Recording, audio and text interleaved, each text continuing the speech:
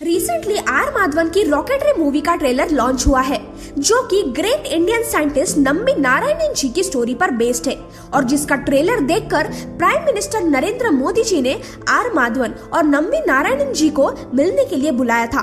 पर क्यों, ऐसा क्या है इस मूवी में? चलो तो आज उन्हीं की स्टोरी के बारे में बात करते हैं।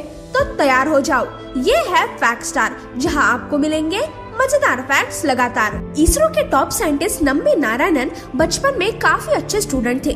उन्हें यूएस की प्रिंसटन यूनिवर्सिटी में रॉकेट प्रोपल्शन सिस्टम्स की स्टडी करने के लिए स्कॉलरशिप मिली थी।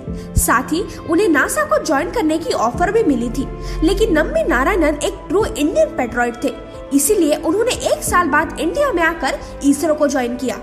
इसरो में उन्होंने इंडिया के leading space scientist Vikram Sarabhai, Satish Dhawan और डॉक्टर एपीजे अब्दुल कलाम के साथ काम किया था। जब वो इसरो में काम कर रहे थे तब स्पेस ऑर्गेनाइजेशन बहुत यंग था और रॉकेट सिस्टम्स डेवलप करने का भी उनका कोई प्लान नहीं था, बल्कि वो यूएस और फ्रांस से रॉकेट्स खरीदने वाले थे।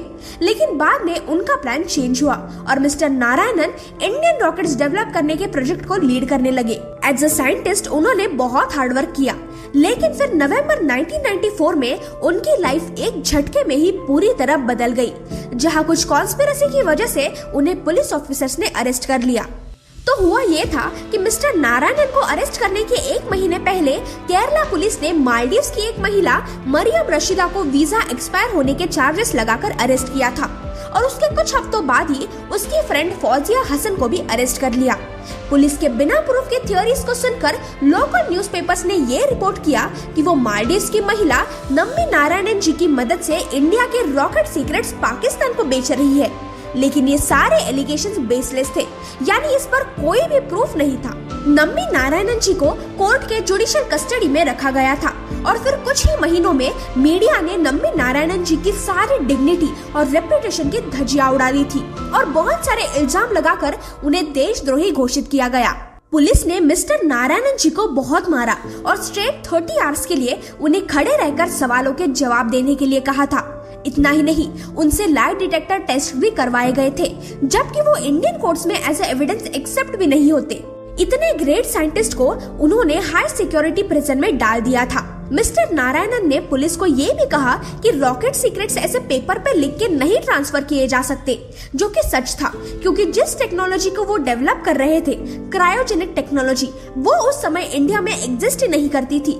फिर कैसे वो ये टेक्नोलॉजी ट्रांसफर कर सकते हैं? उसके बाद कुछ महीनों में इंडिया के सेंट्रल ब्यूरो ऑफ इन्वेस्टिगेशन ने ये केस केरला के इंटेलिजेंस ब्यूरो से ले ली। फिर नम्बी नारायणन जी ने फेडरल डिटेक्टिव्स को कहा कि जो भी इल्जाम उन पर लगाए गए थे वो सारे के सारे झूठ है। फिर एक डिटेक्टिव ने सारी तलाश करने के बाद उनसे माफी मांगी और 19 जनवरी 1995 को उन्हें बेल मिल गई। 1996 में सीबीआई डिटेक्टिव्स ने यह डिक्लेयर कर दिया कि स्पेस एजेंसी से कोई भी कॉन्फिडेंशियल डॉक्यूमेंट्स चोरी होने का कोई भी एविडेंस नहीं है। साथ ही इसरो में क्रायोजेनिक इंजन्स के कोई भी पेपर ड्राइंग्स मिसिंग नहीं है, जिससे नम्बी नारायणन निर्दोष साबित हो गए। मिस्टर नारायणन फिर से इसरो को ज्वाइन हो गए और अपने प्रोजेक्ट पर जी जान लगाकर काम करने लगे। सीबीआई डिटेक्टिव्स ने ये केस क्लोज करके भी लोकल गवर्नमेंट ने उसे फिर से रीओपन करने की कोशिश की और उसे सुप्रीम कोर्ट तक भी लेकर गए। लेकिन फिर नम्बी नारायणन जी ने केरला गवर्नमेंट पर ही केस फाइल करके 1998 में अपने झूठे इल्जाम का केस हमेशा के लिए बंद करवाया, जिसके चलते उन्हें 5 मिलियन रुपीस भी दिए गए थे। रिसेंटली अगस्त 2020 में केरला गवर्नमेंट ने उनके साथ किए गए इस इलीगल अरेस्ट और हरासमेंट के लिए नम्बी नारायणन जी को एडिशनल 13 मिलियन रुपीस भी पे किए। इस पूरे प्लॉट में नम्बी नारायणन जी और बाकी कुछ लोगों को फंसाने का क्या मोटिव था, वो आज तक सबके लिए एक मिस्ट्री बना हुआ है। इतने सारे साल सिर्फ नम्बी नारायणन जी के करियर का ही लॉस नहीं, बल्कि पूरे इंडिया का लॉस हुआ है। इंडियन स्पेस साइंस में उनके एक्स्ट्राऑर्डिनरी अचीवमेंट्स और सैक्रिफाइसेस के चलते 2019 में मिस्टर नारायणन जी को पद्म भूषण पुरस्कार से सम्मानित किया गया था। ये सब जब आप मूवी में देखोगे तो आपके भी आंखों में आंसू आ जाएंगे।